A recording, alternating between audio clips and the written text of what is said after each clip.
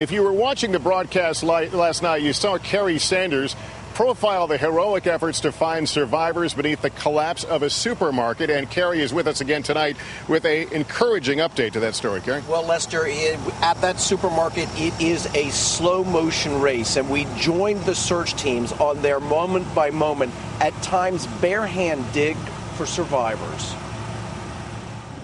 8:53 a.m., a search team from Turkey gingerly looks for an entry point. At minimum, they try to create an air hole for the living. It was the height of the shopping day when the five-story supermarket collapsed. Inside, teams say there are signs of life. I never gave up hope. Fidel Amagrabi's sister-in-law was inside. He's held vigil here since the quake. He's weary but optimistic. Morel Dittmer is still alive.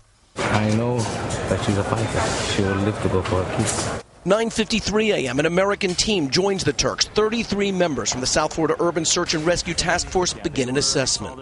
You go in one section, cover that area, and if they're not there, you have to go somewhere else. With the help of blueprints, they build the structure backwards to see where air pockets have trapped survivors. From the roof, rescuers enter a hole, slither on their stomachs 5 feet to another hole, drop down, and create another hole. Me and the other brothers worked for about 2.5 hours to get through about 12 inches of concrete. It's slow, claustrophobic work in the dark. It's a little nerve-wracking just to know that, if there's any tremors or anything, things can change very quickly.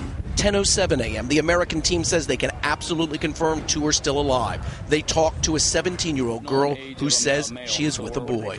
They're telling us right now that they're not hurt, they're not injured, they're just thirsty.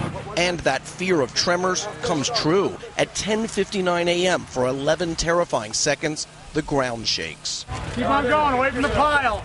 17 minutes later, a frantic phone call. That where we're digging, we're on the right track. Cell phone signals penetrate the pancake debris, and text messages are relayed to the command post. There's a bunch of people in the aisle with him. They're alive. They're fine. There's how many people alive? He said more than 60. 60? Yes.